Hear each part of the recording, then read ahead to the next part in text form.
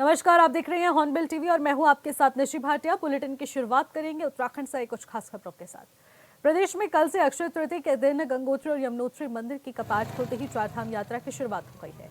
वही चारधाम यात्रा शुरुआत होते ही श्रद्धालुओं की भीड़ देखने को मिल रही है। ऐसे में सीएम धामी का कहना है कि इस पावन अवसर पर दर्शन और पूजन करने के लिए मुझे भी सौभाग्य मिला है। उन्होंने कहा कि चारधाम के लिए तीर्थयात्रियों के आगमन, दर्शन और सुरक्षा के लिए सभी प्रकार की व्यवस्थाएं पूरी कर ली गई है। वहीं कांग्रेस के विधायक विक्रम सिंह नेगी ने इस यात्रा को लेकर अनेकों सवाल खड़े कर दिए हैं। उन्होंने कहा कि पिछली बार कई भक्तों को भगवान के दर्शन से भी वंचित रखा गया था और अब इस बार हम तो परमपिता परमात्मा से निवेदन करते हैं कि यात्रा निर्भीक रूप से और सुचारू चले।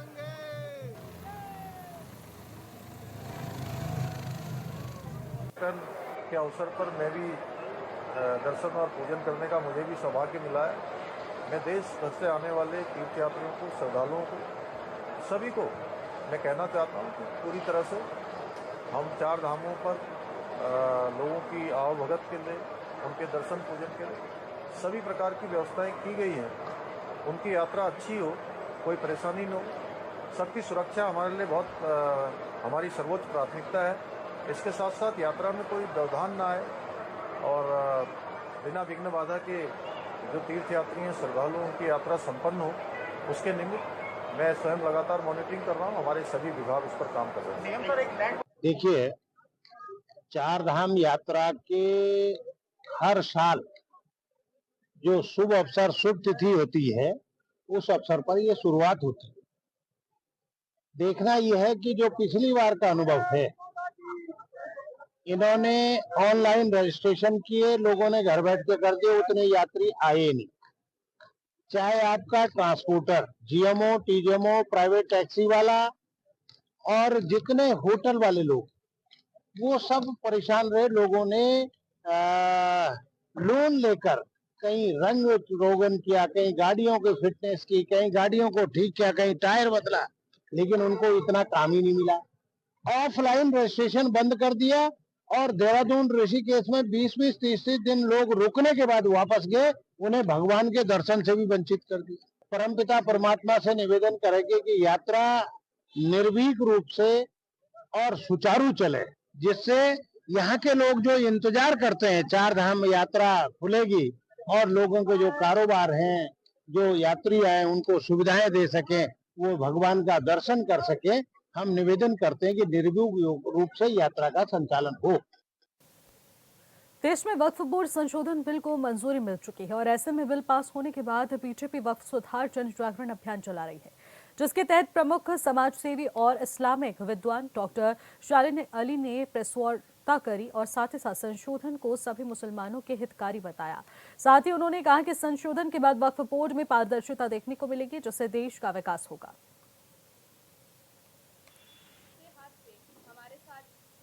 एडवोकेट इमरान है, जो हमारा जो मेन मकसद है वो ये बताने का है, दिखाने का है कि जन जागरूकता अभियान, जिसके तहत इस देश में हर एक नागरिक को ये बात पता चले कि ये देश हम सभी का है, हम सबके लिए है और इस देश के कानून का पालन करना हम सबका धर्म है, सर्वोच्च धर्म है।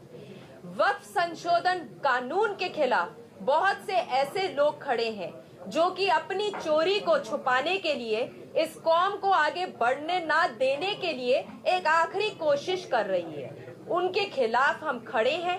हम चाहते हैं कि आज का मुसलमान अपने आप को आगे बढ़ाए, तालीम के दर को आगे बढ़ाए और पढ़ाई लिखाई करके इस देश को आगे बढ़ाए, जिसके लिए इस संशोधन बिल को समझना, जानना और आगे तक समझाना बहुत ज्यादा जरूरी है।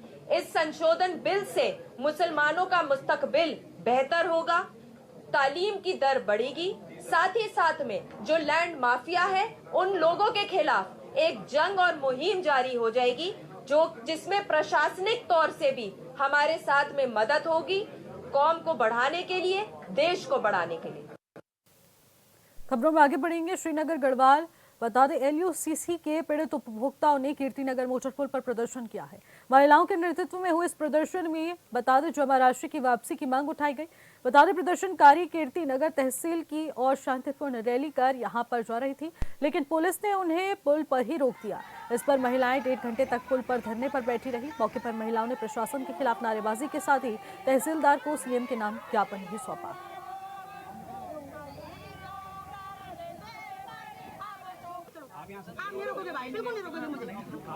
हमारी एक ही मांग है भाई कि हमारे राज्य सरकार और हमारी केंद्र सरकार आपातकालीन फंड बनाए और जितने भी लोग उत्तराखंड के 25 लाख लोग हैं उन्हें तुरंत पैसे दे, उन्हें रिलीज करे मेरे भाई।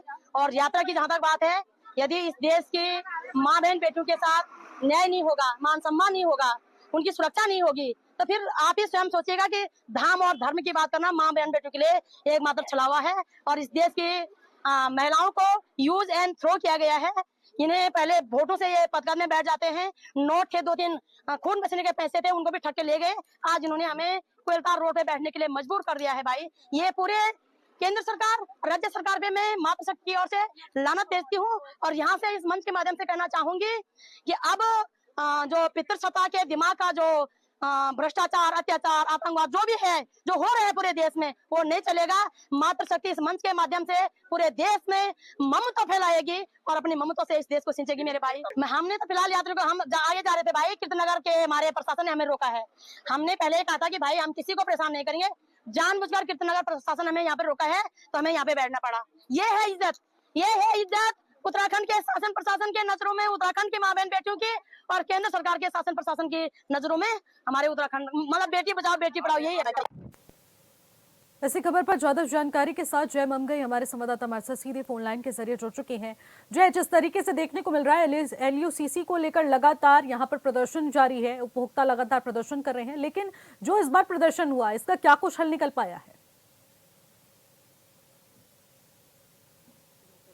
मुख्यमंत्री पुष्कर सिंह धामी को जो है महिलाओं ने रात में जो है ज्ञापन सौंपा है, तब जाके इनका जो है आक्रोश शांत हुआ है। फिलहाल तो महिलाओं की सख्त चेतावनी दी है इनको कि भाई प्रदर्शनकारियों को कि हम जो लगातार प्रदर्शन में करेंगे इसका, जब तक कोई निष्कर्ष नहीं निकलता तब तक हम ये लड़ाई लड़ते रहेंगे। महिलाओं के नेतृत्व में हुए प्रदर्शन में जमा राशि की वापसी की मांग उठाई गई है। प्रदर्शनकारियों का कहना है कि श्रीनगर से कीर्तिनगर तहसील की ओर हम शांतिपूर्ण रूप से जो है अपनी रैली निकाल रहे थे, पर पुलिस द्वारा जो है अपना बल दिखाकर जो है हमें जबरदस्ती रोका गया। इसी कारण जो है हमें मजबूरी से वहीं पे धरना प्रदर्शन करना पड़ा। अभी तक तो हाल में से कोई निष्कर्ष नहीं निकल पाया जी। लेकिन जमा राशि वापस मांगी जा रही है, इसको लेकर प्रदर्शन भी हुआ, तो इसका क्या कुछ नतीजा निकल पाया है? प्रशासनिक अमले ने जो उन्हें रोका और उसके बाद इनका प्रदर्शन और भी ज्यादा उग्र हुआ, तो क्या इस बातचीत का भी कोई समाधान निकला है? कब तक इनको राशि वापस दी जाएगी? देखिए, अभी तो फिर आश्वासन ही दिया गया है। LUCC Loni urban operative society के जो पीड़ित उपभोक्ता है, ये काफी समय से जो है पीड़ित लोगों की मांगे हैं और इसमें जो है देखा जाए तो महिलाओं के नेतृत्व में जो ये आंदोलन छेड़ा गया है, अभी इसका तो काफी पूरे जनपद के अंदर जो है काफी जगहों पे जो है प्रदर्शन रैली निकाली गई है। आज महिलाओं ने एकजुट होकर कई स्थानों पे आज रैली निकाली है और काफी समय हो गया इनको इस लड़ाई को लड़ते हुए, पर अभी तक कहीं भी इनकी जो है सुनवाई नहीं हुई है, कहीं भी इनकी जो है कोई मांग पूरी नहीं की गई है, कोई आश्वासन नहीं दिया गया। आज हालांकि पुलिस ने महिलाओं को शांत करने के लिए जब एक यूकेडी की जो महिला थी, जो कार्यकर्ता है, उसके द्वारा इसको जो है महिलाओं को इकट्ठा करके जब इस पे जो एक रैली का रूप दिया गया, तो अभी तक इसके ऊपर सरकार द्वारा भी ये जो ऑपरेटिव जो एलयूसीसी है इसकी तरफ से भी कोई आश्वासन नहीं दिया गया, ना कोई इनको जो है लाभ मिल पा रहा है जी। जय, हर बार प्रदर्शन होता है और सरकार की तरफ से सिर्फ और सिर्फ आश्वासन ही दिया जाता है, लेकिन इस बार प्रदर्शन में साफ तौर पर चेतावनी भी दी गई है, लेकिन इस बार भी सिर्फ आश्वासन मिला और कोई कार्रवाई नहीं हुई, इनके पैसे वापस नहीं लौटाए गए, तो आखिरकार अगला स्टेप इन लोगों का क्या कुछ रहने वाला है? जी देखिए, फिलहाल तो अभी तक सिर्फ एक ज्ञापन ही सौंपा जा रहा था और अभी तक भी वही चीजें दोहराई जा रही है इन महिलाओं के साथ में, इन उपभोक्ताओं के साथ में। शुरू से ही इस तरह की जो है यही चीजें चलती हुई आ रही है। बिल्कुल एक तरह से ये मान लीजिए कि बिल्कुल एक पट्टा घूम रहा है, वही चीजें दोबारा दोहराई जा रही है। पर अब जो है हर जगह से जहां जहां इनकी जो है मार खाए हुए लोग हैं, अब वो एक जगह में इकट्ठे होने पे मजबूर हो गए। जैसे आज यहाँ भी देखा गया, श्रीनगर से कीर्तिनगर तक की रैली में देखा गया कि पिछली बार जो संख्या थी उसमें काफी बढ़ोतरी हुई है। और एक दिन ऐसा आएगा जो महिलाओं का कहना है, जब महिलाओं का साफ तौर से मुख्यमंत्री को ज्ञापन सौंपा गया, उसमें भी ये चीज दर्शाई गई है, लिखित में दी गई है कि आने वाले टाइम पे ये जो है काफी बड़ा ही जन सैलाब एक आंदोलन का रूप लेगी, जिसमें कि आपको जो है जिन उपभोक्ता है, उपभोक्ता को जो है उनकी मांग सुननी पड़ेगी, उनके लिए न्याय करना पड़ेगा। जी बिल्कुल जय, जल्दी जल्द इनको यहाँ पर जो आश्वासन दिया जा रहा है या फिर जो ज्ञापन सौंपा गया है उस पर क्या कुछ नतीजा निकल कर आएगा, क्या कुछ इन्हें आश्वासन दिया जाएगा, ये देखने वाली बात रहेगी। फिलहाल बहुत बहुत शुक्रिया तमाम जानकारी के लिए जय। अगली खबर का रुख करेंगे। विश्व प्रसिद्ध तीर्थ स्थल बाबा केदारनाथ धाम के कपाट 2 मई को विधि विधान के साथ खोले जाएंगे। इस अवसर पर देश विदेश में भारी संख्या में श्रद्धालु बाबा के दर्शन के लिए केदार घाटी पहुंचने लगे हैं। वहीं मंदिर परिसर और आसपास के क्षेत्रों में भक्तों की चहल पहल देखने को मिल रही है। इस बार केदारनाथ मंदिर को विशेष रूप से सजाया गया है और ऋषिकेश गुजरात से आए पुष्प समिति की ओर से मंदिर को 108 क्विंटल फूलों से भव्य रूप से सजाया गया है। साथ ही सुरक्षा, स्वच्छता, यातायात और स्वास्थ्य सेवाओं को दुरुस्त किया गया है ताकि श्रद्धालुओं को किसी प्रकार की असुविधा न हो। आपको बता दें कि आज शाम को बाबा केदारनाथ की पंचमुखी चल विग्रह उत्सव टोली भी केदारनाथ मंदिर पहुंच जाएगी।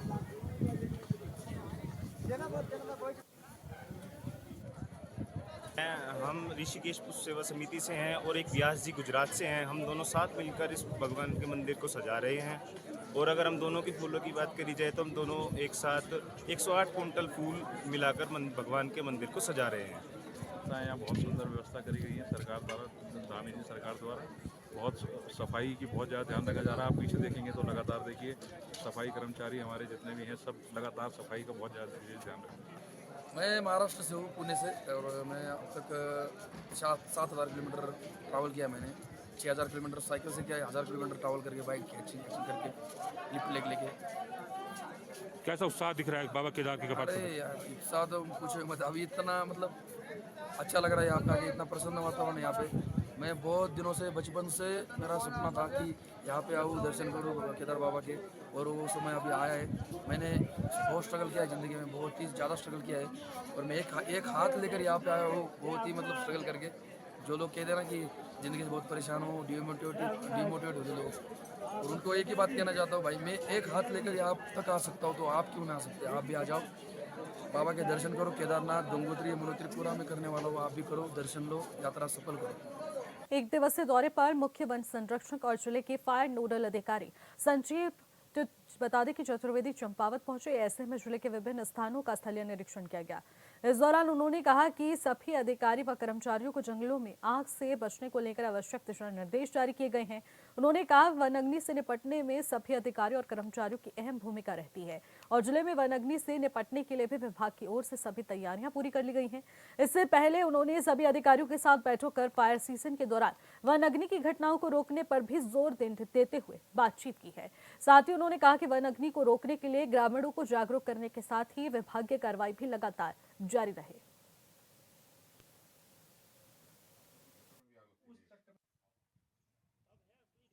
देखिए ये अभी तक कोई ऐसी सरकारी वनों में कोई बहुत बड़ी वनाग्नि की घटना नहीं हुई है और यहाँ पे हमारे डीएन ने जो स्टाफ हैं और जो भी डीएफओ साहब हैं अच्छा काम किया है। पीछे एक बड़ी घटना हुई थी तो इसमें इन्होंने काफ़ी कठोर कार्रवाई की है। तो एक हम लोग का उद्देश्य रहता है कि जो आम जनता है उसमें एक जागरूकता पैदा की जाए, जन सहयोग भी लिया जाए और लोगों को जागरूक भी किया जाए और उसके बाद भी अगर कोई कानून को तोड़ने का प्रयास करता है या वनों में अग्नि लगाने का प्रयास करता है तो उसके लिए कठोर कार्रवाई की जाए। तो जहाँ तक आज हम लोगों को दिखाई दिया उस दिशा में चंपावत वन विभाग ने अच्छा काम किया है। लोगों में जागरूकता फैलाने को लेकर भी ज़मीनी स्तर पे भी काम किए गए हैं और जो है उसके बाद भी जिन लोगों ने जानबूझ के कानून को तोड़ने का या अपने हाथ में लेने का प्रयास किया या इस तरह की घटनाएं की हैं तो उनके खिलाफ भी कार्रवाई की गई है। और बाकी ये मई का महीना थोड़ा एक चुनौतीपूर्ण होने वाला है और यहाँ पे बाकी जो भी फील्ड लेवल पे स्टाफ हैं जो उनकी संख्या होनी चाहिए मुझे संतोषजनक लगा। मुझे कोई ऐसी कोई मेजर कमी नहीं दिखाई दी है और बाकी हम लोगों को उम्मीद है कि थोड़ा अगला जो 1.5 महीना है उसमें भी स्टाफ जो है इसी भावना से काम करेगा। और जो हमारे चंपावत के इतने बढ़िया बेहतरीन जंगल हैं, पूरे राज्य में चौड़ी पत्ती के जो हमारे चंपावत के जंगल इतने अच्छे आने आते हैं, तो वो बचे रहेंगे आग के जो है चपेट में आने से। देहरादून में ठेकेदारों की ओर से पूर्व में किए गए कार्यों का भुगतान न मिलने के चलते नगर निगम के विकास कार्यों को रोकने की यहां पर सख्ती की गई है। नगर निगम कॉन्ट्रैक्टर एसोसिएशन के अध्यक्ष मुकेश शर्मा ने बताया कि शहर में 100 वार्ड है, जिसमें सड़क से लेकर नाली और पैचवर्क आदि का निर्माण कार्य नगर निगम के यहां पर रजिस्ट्रार ठेकेदार करते हैं और पिछले कई महीनों से भुगतान की फाइलें आगे नहीं बढ़ पाई हैं, जिसके चलते ठेकेदार नए टेंडर्स नहीं ले पा रहे हैं।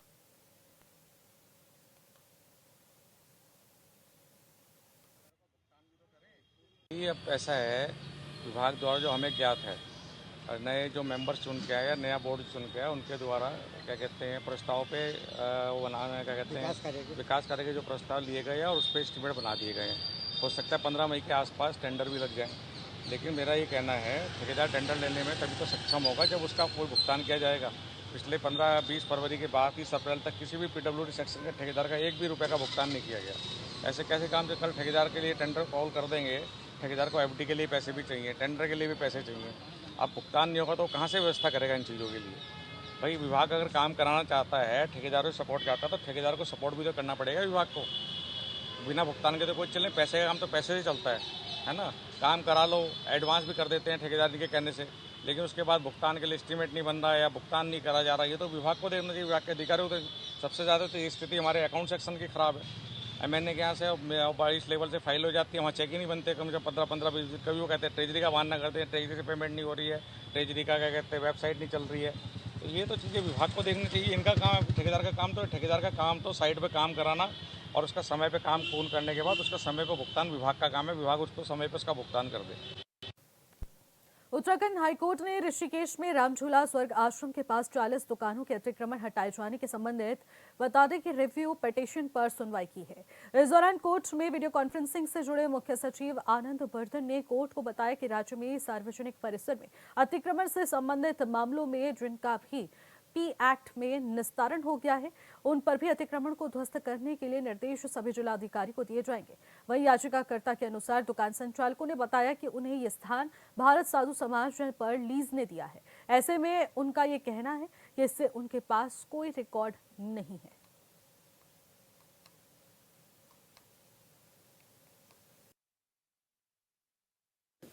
एक PIL फाइल करी गई थी स्वर्ग आश्रम ऋषिकेश में, जो दुकानदार हैं अनऑथराइज हैं, उनके द्वारा अनऑथराइज वहाँ पे इंक्रोचमेंट किया गया है। 2000 से उनके खिलाफ इविक्शन के ऑर्डर पास हो गए हैं, जो सुप्रीम कोर्ट तक वो लोग हार चुके हैं और सुप्रीम कोर्ट से SLV भी खारिज हो गई थी। आज उन्होंने कुछ लोगों ने उसमें रिव्यू डाला था, रिव्यू भी ऑनरेबल कोर्ट ने 25,000 की कॉस्ट के साथ खारिज करी हुई है। और इसमें उत्तराखंड के मुख्य सचिव को तलब किया गया था, तो मुख्य सचिव द्वारा ये कोर्ट को ये आश्वासन दिया गया है कि PP एक्ट की जितनी भी प्रोसीडिंग कंप्लीट हो गई हैं, उनमें जो अनऑथराइज ऑक्यूपेंट है उन सबको को बेदखल करने के चीफ सेक्रेटरी ने आश्वासन दिए हैं कि वो हर जिले के डिस्ट्रिक्ट मजिस्ट्रेट को ये एक जनरल दिशा निर्देश जारी करेंगे, जिसमें उनके द्वारा ये कहा गया कि हम जल्द से जल्द ये सारा इंक्रोचमेंट हटाएंगे। और PIL के संबंध में भी कोर्ट ने कोई ज़्यादा ऐसा कोई स्पष्ट वो बताया नहीं हो कि क्या है, अदरवाइज इसमें जितने भी इंक्रोचर हैं उन सबको बेदखल करने के आदेश कोर्ट ने जारी किया। पौड़ी में अब मांस की सभी दुकानों पर मांस विक्रेता का नाम, दुकान का प्रकार और रेट लिस्ट लगानी जरूरी होगी। नगर पालिका प्रशासन ने इसको लेकर सख्त आदेश दिए हैं। अधिशासी अधिकारी शांति प्रसाद चौधरी ने बताया है कि मांस विक्रेताओं को इस आश्रय नोटिस प्रेषित कर दिए गए हैं और नोटिस पर अमल करने के लिए विक्रेताओं को 7 दिन का समय दिया गया है। अगर 7 दिन के अंदर ये कार्रवाई नहीं होती तो उनके खिलाफ कड़ी चेतावनी यहां पर जाहिर करते हुए कार्रवाई की जाएगी। दरअसल शहर में चारों तरफा मांस विक्रेताओं की दुकानों पर कायदे कानून को ताक पर रखकर मांस की बिक्री की जा रही है, जिस पर बजरंग दल के कार्यकर्ताओं ने कड़ी आपत्ति दर्ज कराई थी।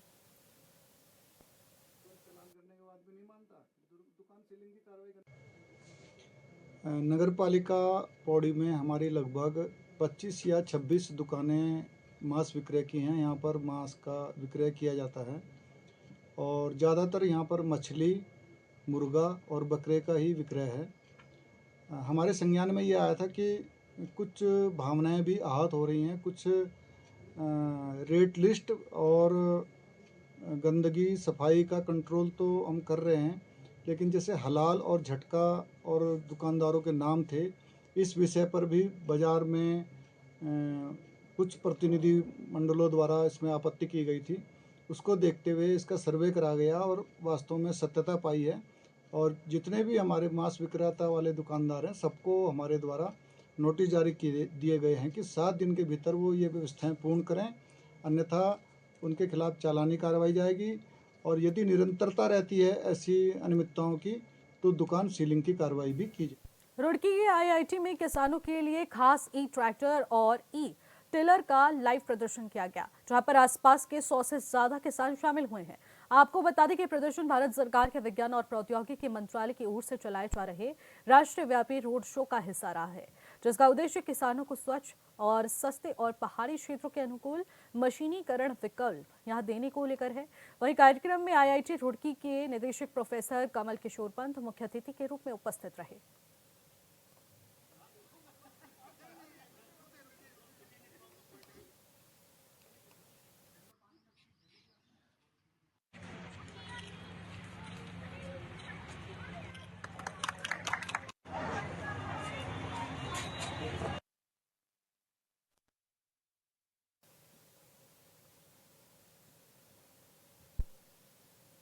रुड़की में पुलिस परिवार के बच्चों के लिए कोतवाली रुड़की परिसर में नवनिर्मित चिल्ड्रंस पार्क का एसएसपी प्रविंदर सिंह डोभाल ने उद्घाटन किया है। इस दौरान पार्क के निर्माण कार्य की सराहना की गई और कहा कि ऐसे प्रयास न सिर्फ बच्चों के मनोरंजन के लिए जरूरी है, बल्कि उनके शारीरिक और मानसिक विकास के लिए भी सहायक होते हैं।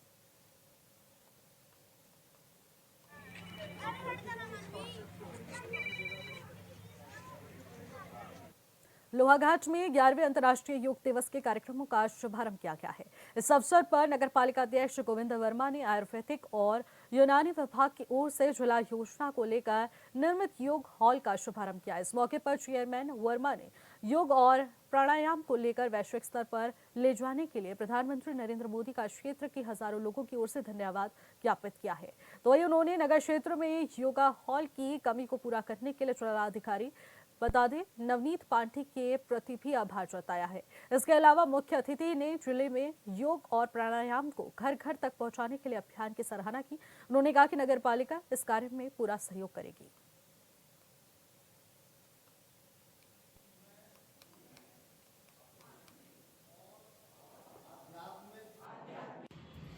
मेरा नाम कमलेश प्रीति है। योग आने से पहले मेरे भी घुटनों में दर्द था, मेरे को भी बहुत सारी शारीरिक तकलीफें थी, लेकिन योग आके अभी धीरे धीरे करके सब सही हो गया है। और ये मैम की उससे ज़्यादा इन्होंने बहुत सहयोग दिया कि उस वजह से सही हो गया है, और इसी वजह से चेहरे का ग्लो भी बढ़ गया। बच्चे कहते हैं कि मम्मा आप योगा ग्लो आ गया आप पे। तो मैं तो सबसे निवेदन करती हूँ कि आप लोग भी आइए और फ़ायदा उठाइए। सरकार ने इतनी व्यवस्थाएं कर रखी, सुविधाएं दे रखी, और मैम इतनी अच्छी हैं कि मतलब हर चीज़ बताती हैं, हमें कोई तकलीफ नहीं हुई है। हर चीज़ इन्होंने हमें सहयोग दिया है। तो आप भी आइए और योगा ज्वाइन कीजिए। मैं आदर्श क्या कहते हैं, मेरे को आर्थराइटिस की बहुत दिक्कत थी सर, मुझे पता नहीं था। एक बार मुझे ऐसे ही भनक लगी कि मेरे पास ऐसे ऐसे योग हो रहा है करके वहाँ, और क्या कहते हैं मेरे पति ने ऐसे बताया कि वहाँ योग हो रहा है, बुला के लाए। तो मुझे बहुत, मेरी कंडीशन इतनी ख़राब थी कि मैं उठ बैठी भी नहीं सकती थी। मेरे पूरे जॉइंटों में दर्द, हाथ पैरों में दर्द, मेरा पूरा शरीर अकड़न से परेशान थी मैं। ऐसे ही मैम ने मेरे को बताया, बोला रोज आना, ऐसे ही दिक्कत आवती थी। इनका बहुत बहुत धन्यवाद।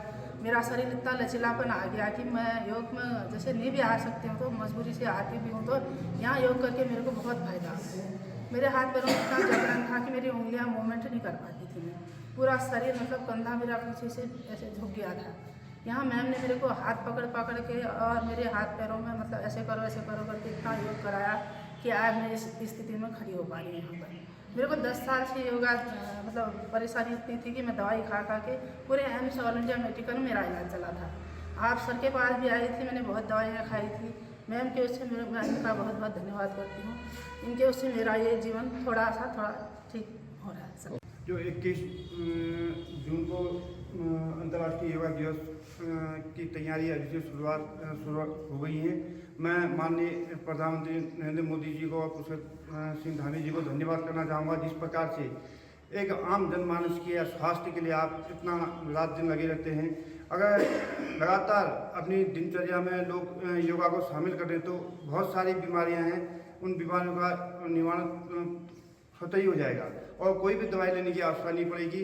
अभी हमारी माता शक्तियों द्वारा यहाँ योगा कराया गया और मैं देखता हूँ लगातार हमारी माताएं बहनें काफ़ी योगा सेंटर से जुड़ी हुई हैं और मैं यूनानी अधिकारी जी को भी धन्यवाद देना चाहूँगा और यहाँ जितने भी डॉक्टर से हैं और जो भी स्टाफ है उनको भी धन्यवाद देना चाहूँगा जिन्होंने हमारी माता शक्ति के बारे में इतना सोचा। और जिलाधिकारी महोदय को भी धन्यवाद देना चाहूँगा जिन्होंने योगा सेंटर के लिए पैसा दिया।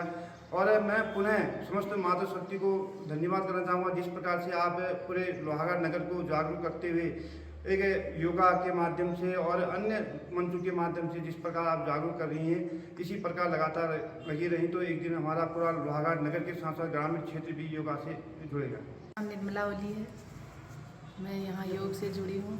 सोनिया मैडम हमको योग सिखाती हैं। इस योग से मुझे इतना फ़ायदा हुआ कि मैं कह नहीं सकती हूँ। मैं तो इतना आलसी थी, न उठती थी, न दिन में नींद आती थी, न कुछ था। अब तो मेरे को बहुत ही आराम है। इस योग से मुझे गैस और मतलब पेट में कब्ज और जो जलन हलन होती थी वो सब फ़ायदा हुआ है मुझको, बहुत ही ज़्यादा।